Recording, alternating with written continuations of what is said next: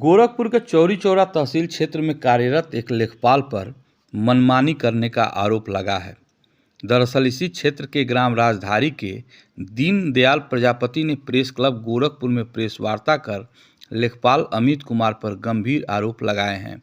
उन्होंने कहा कि बिना किसी सक्षम अधिकारी के आदेश लेखपाल ने विपक्षी से मिलीभगत कर हमारे गेहूं बोए खेत पर जरीब गिराकर अनुचित तरीके से पत्थर गड़वा दिया, विरोध करने पर जान माल की धमकी दी तथा फर्जी SC/ST मुकदमे में फंसाने की बात कही। जब इस प्रकरण को हमने उच्चाधिकारी के संज्ञान में लाया तो लेखपाल पत्थर उखड़वा दिया। आइए जानते हैं क्या है पूरा मामला। क्या नाम आपका है, कहाँ रहते हो, मामला क्या है जिसके लिए आज आपको यहाँ पे आना पड़ा? सबसे पहले तो मैं हम सभी पत्रकार महोदयों को प्रणाम करता हूँ। मेरा नाम है दीनदयाल प्रजापति, ग्राम सभा राजधानी, विधानसभा चौरी चौरा गोरखपुर। सर जी, लेखपाल साहब ने 13 दिसंबर 2023 को जा कर के ज़बरदस्ती हमारी 2 बीघा ज़मीन निकाल करके वहाँ पत्थर गड़वा दिए। मैंने जब SDM साहब से मिला जा कर के तो उन्होंने कहा कि ऐसी तो कोई हमको जानकारी नहीं है, ना ही मैं कोई आदेश दिया हूँ। फिर वो तहसीलदार साहब को फ़ोन किए, कानून साहब को फ़ोन किए, तीनों लोगों को जानकारी नहीं थी। उसके बाद से हमको SDM साहब ने कहा कि आप धारा 24 दाखिल कर दीजिए और आप जा सकते हैं। मैंने धारा 24 दाखिल कर दिया। उसके बाद से फिर लेखपाल साहब के पास आया। लेखपाल साहब ने कहे कि ऐसा है, आप घबराओ मत, आपके ज़मीन में से पत्थर निकल जाएगा। हमारे ही सामने हमारे विपक्षी वालों का फ़ोन आया और उन्होंने कहा कि ऐसा है, इन्होंने धारा 24 दाखिल कर दिया है, आप वहाँ से पत्थर उखाड़ कर लेकर भाग जाओ।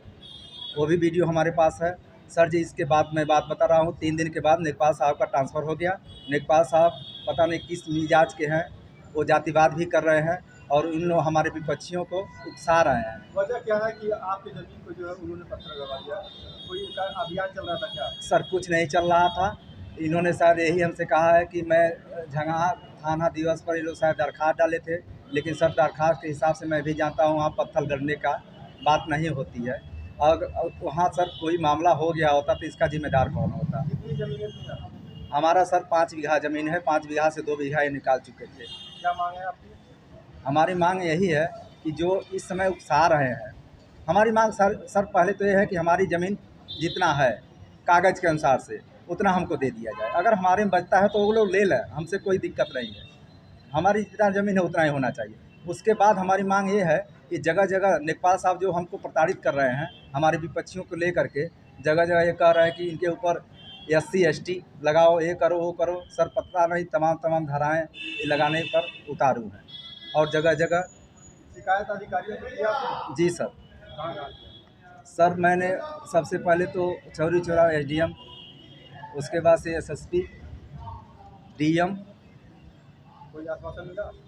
सर अभी आश्वासन चल रहा है, जगह जगह थाने पर आ रहा है, बुलाहट हो रही है, आज भी अभी बुलाहट है सर। जॉब ओरिएंटेड प्रोग्राम, जिसके लिए भारत के विभिन्न राज्यों से हमारे पास भारी मात्रा में आवेदन आ रहे हैं। आवेदनकर्ता 10वीं वर्ग के लोग भी हैं जो 10th पास हैं, 12th पास हैं, साइंस बैकग्राउंड से, कॉमर्स बैकग्राउंड से, ग्रेजुएट लोग, पोस्ट ग्रेजुएट लोग, हर एक वर्ग के लोग इन नौकरी प्रेरक प्रोग्राम्स में भाग लेने के लिए आवेदन कर रहे हैं। हमारे पास इसमें इन लोगों के लिए स्कॉलरशिप का भी प्राविधान है। कई लोगों को 100% स्कॉलरशिप दिया जाएगा, फिर कुछ लोगों को 80% और कुछ लोगों को 50% तक का स्कॉलरशिप देने का भी प्राविधान है। और जैसा कि आपको पता है कि अंतिम तारीख है आवेदन पत्र के लिए 31 दिसंबर 2023।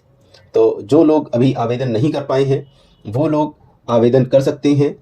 निष्ट की ऑफिशियल वेबसाइट विजिट करके www.nissst.org पे जाएं।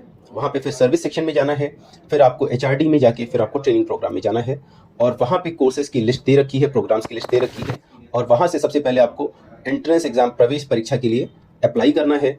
फिर जब आपका प्रवेश परीक्षा पास हो जाता है उसके बाद आप विभिन्न कोर्सेज में से अपने लिए जो आपके लिए बेस्ट कोर्सेज है वो सेलेक्ट कर सकते हैं। धन्यवाद।